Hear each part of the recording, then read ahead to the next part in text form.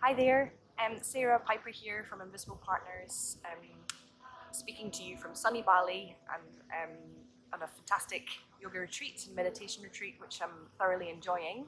I thought I'd take this opportunity where I've got a bit of time to revisit the flexibility workshop that we hosted last month. It was a really well attended event and it had some fantastic feedback from the event, but there was many people that wanted to come that couldn't attend, and so I thought I'd try and synthesize some of the things and some of the points that resonated with the audience to bring it to people that might have felt that they missed out. The two topics that seemed to really resonate was when you've had a break from the workforce and you're returning, how do you get your confidence back up to a level where you feel like you're really representing yourself well? And also, how do you ask for flexibility when you're in that job application cycle? At what stage do you disclose that you are somebody who needs flexibility or wants to do something slightly more less 9 to 5?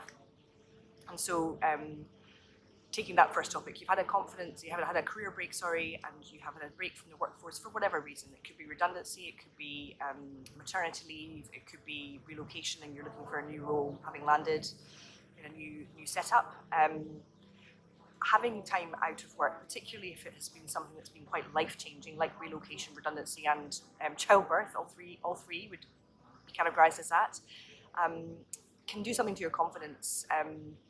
It can, when you're not speaking in the professional lingo, you become not quite as fluent, and that can do something to your confidence level. So when you've had a particularly long gap from the workforce, I think it's really important you revisit the language of work, of your professional work. So attending courses, workshops, professional industry bodies that host things that would help remind yourself of the language that relates to your workplace.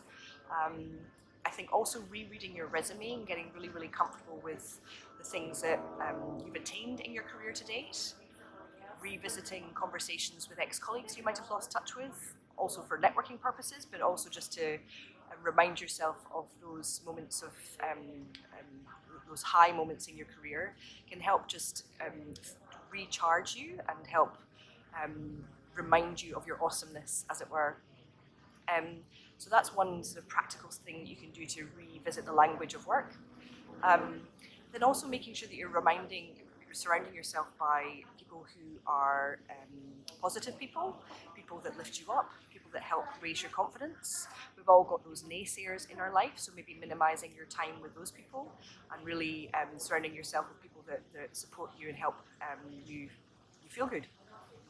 And then as you're starting to get out there and think about your need for flexibility or desire for flexibility for whatever the reason, understanding before you start taking that request to market, what are your non-negotiables and what are your nice to have. So if you're looking for a 3-day part-time role, that's very definite and clear. That's not flexibility, that's just part-time, versus somebody who just needs a flexible start time, flexible finish time.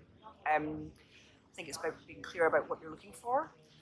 One of the comments that came up through Emily Wick-Walter, who spoke at our event, is you should expect flexibility from the get-go. It's not something that should be earned, it should be an expectation, and the right employment environment would support that. And so as you're going through an interview process, if you need a flexible arrangement, so a work from home day, flexible start time, flexible finish time, you're weaving that into the conversation for sure to make sure there's not a mismatch of cultural alignment and expectations and values, but it's not something that you should be asking in a submissive, apologetic way. It's just, this is how I live my life, this is how I do my best work, and confidently, with real assertion, asking for those things that, and weaving into the conversation. So it's an assumed outcome. I assume that you support flexible working. Can you tell me how your team manifests that currently? Just asking about flexible work policies and the flexible work rhythm within that workplace can help you define if that's the right workplace and culture for you. One of the questions that regularly comes to me around full-time work, if you're looking for 4 days, can you apply for a full-time job? And my opinion is absolutely.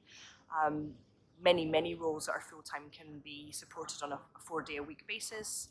maybe weaving that 5th day in from home, maybe doing extended hours over the 4 days to incorporate still a full-time hour base, 40-hour week.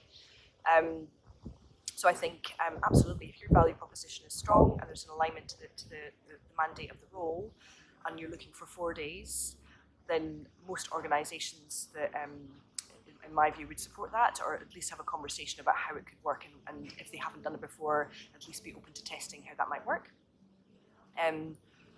Notwithstanding, some roles don't suit flexibility as much as others, but many corporate roles do. So my advice is, if there's a full-time role that you want to put your hat in the ring for, and you're looking for 4 days a week, absolutely put your hat in the ring.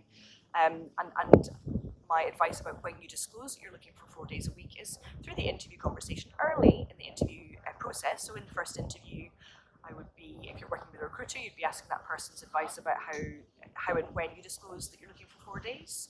But I'd probably be working it into the first conversation that you have with that prospective employer, or if the recruiter's having a conversation on your behalf, probably they would pose that question. If your value proposition is strong enough, there shouldn't be any resistance to that. I hope some of those headlines and those tips and insights that came from the event are useful, and I look forward to speaking to you again from Bali soon. And yeah, goodbye, have a good week.